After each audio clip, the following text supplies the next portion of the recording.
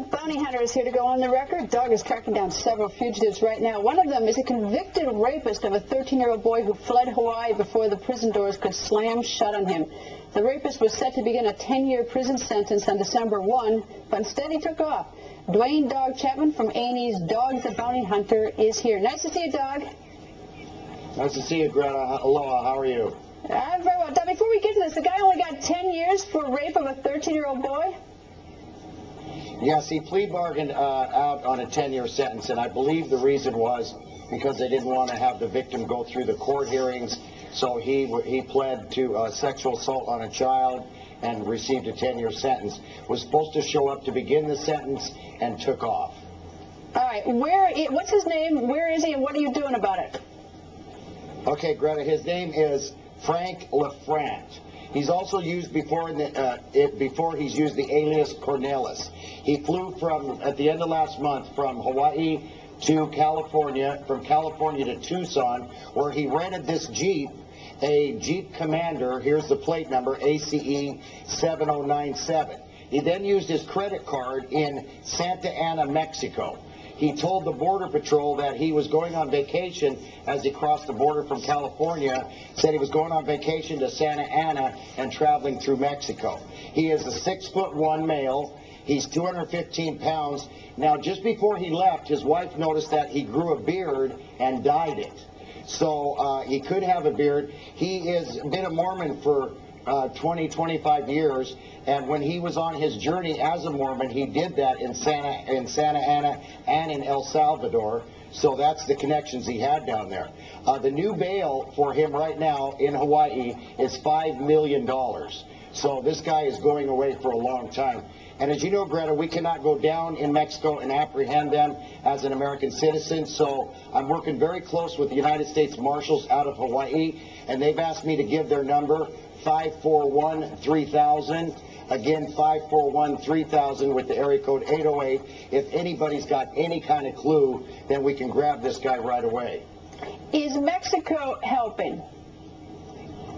You know, Mexico is helping a lot. As you noticed lately, they've extradited a lot of cop killers and sexual assault convicted felons back to America. So we've got this open line with Mexico, and yes, they are helping very much this time.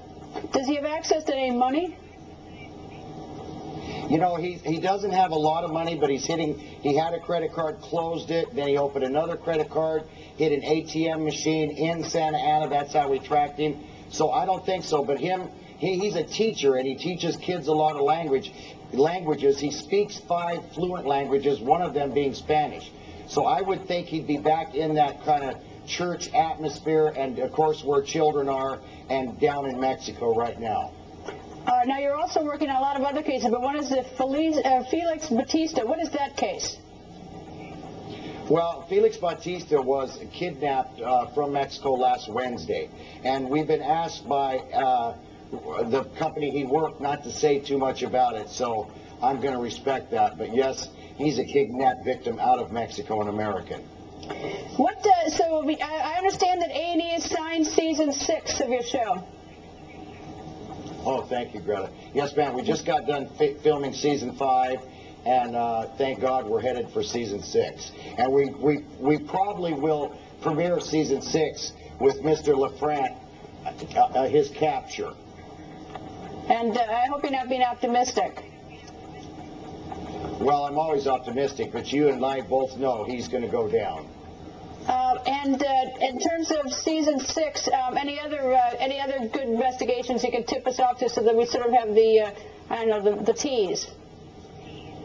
Well, you know, we're kind of like doing group arrests right now. It seems like the last 4 or 5 fugitives we've arrested, he's had 2 buddies that are also wanted. So now as we go through the door, we used to just get 1. Now we're getting 2 and 3 at a time. So season 6 has upped itself without us having to create anything. Birds of a feather flock together. So as long as they stay in a group, big ones come in pairs and little ones come in bunches. So hopefully we'll have a bunch of them for season 6.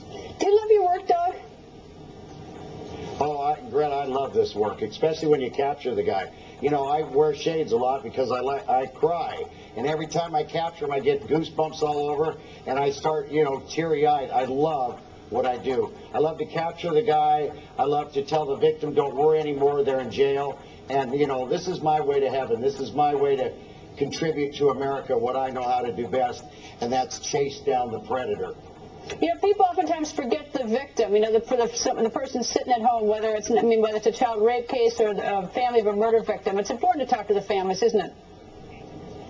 Well, it's important to capture these guys because this guy, again, was convicted of sexual assault to a 13-year-old child. So, you know that little boy is scared to death right now while this predator is running around. So the first one I'm going to call after we capture the guy is him. But the victims never get really vindicated, but the only thing they can do is see that the predator or the perp is in jail, and that helps them out a lot. And I bet the judge who gave him bond is probably not very happy right now because he ran off on his sentence. Well, it just so happens to be it's one of my favorite judges, and when he heard that he had ran off, you can see the bond is probably one of the highest bonds in the country, is now set at $5 million bail. So, yes, the judge is very upset. Doug, thank you, and say hi to Beth for me, your wife. Thank you, ma'am. I will. Aloha, and to your family and the Fox. And happy holidays, too, from Hawaii, the land of Obama. Thank you, Doug. Coming Thank you, ma'am. up, the co-host of Fox and Friends, Steve.